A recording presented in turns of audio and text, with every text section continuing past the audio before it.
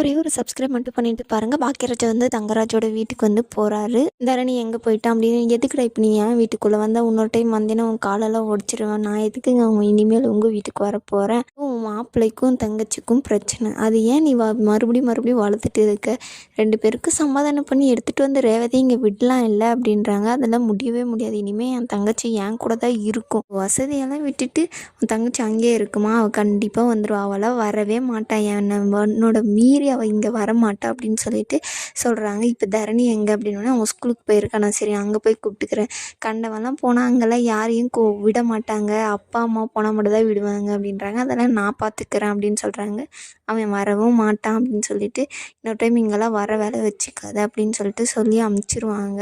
பாக்கியராஜ் வந்து பார்த்திங்கன்னா இங்கேருந்து கிளம்பிடுவார். வீட்டில் பார்த்திங்கன்னா எல்லோரும் உட்காந்துட்டு கும்பலாக பேசிகிட்டு இருக்கும்போது, நீ என்ன ஆச்சு, எதனால இந்த மாதிரி சண்டை வந்துச்சு அப்படின்னு சொல்லிட்டு ரேவதியை போட்டு விசாரிக்கிறாங்க. என்னால் இதையும் சொல்ல முடியாது, நீ எதுக்கு இதெல்லாம் கேட்குறீங்க அப்படின்னு சொல்லிட்டு சொல்கிறாங்க. இல்லை நீ சொல்லித்தான் ஆகணும் அப்படின்னு சொல்லிட்டு துருவி அவங்கள கேட்கும்போது மதிக்கு வந்து கோவம் வந்துடுது. அவங்கள அடித்ததுக்கு நானும் ஒரு காரணம், மதி நீ எதுவும் பேசாத, நீ கம்முனிரு அப்படின்னு சொல்லிட்டு சொல்கிறாங்க. இருந்தாலும் மதி வந்து கேட்காம அவங்க பாட்டுக்கு பேசுகிறாங்க.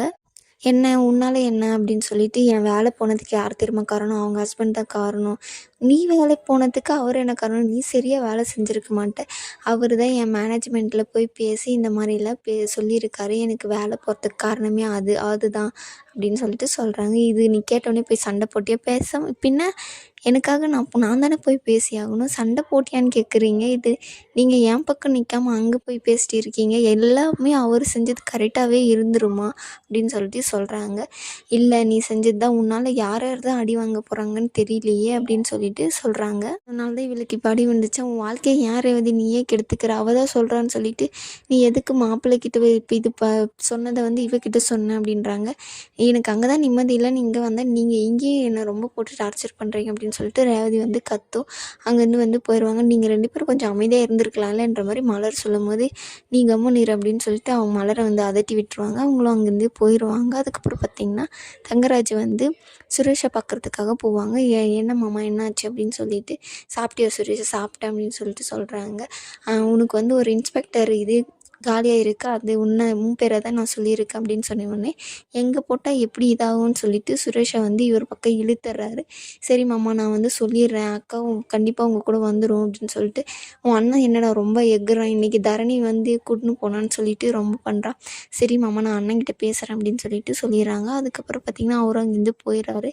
பாக்கியராஜ் வந்து பார்த்திங்கன்னா சுரேஷை பார்க்குறதுக்காக வராரு. மாதிரி இன்வெஸ்ட்மெண்ட்டெல்லாம் இருக்குது, கொஞ்சம் நீ பண்ணுறியடா அப்படின்னு சொல்லிட்டு, நீ பண்ணலைனாலும் பரவாயில்ல, கூட வேலை செய்கிறவங்க யாரானா இருந்தாங்கன்னா அவங்களுக்காச்சும் சொல்லு அப்படின்னு சொல்லிட்டு சொல்கிறாங்க. நான்லாம் இந்த மாதிரி இன்வெஸ்ட்மெண்ட்டெல்லாம் பண்ண மாட்டேனே, நான் தங்கராஜ் மாமா மாதிரி லேண்டு கோல்டு அந்த மாதிரி தான் பண்ண போகிறேன் அப்படின்றாங்க.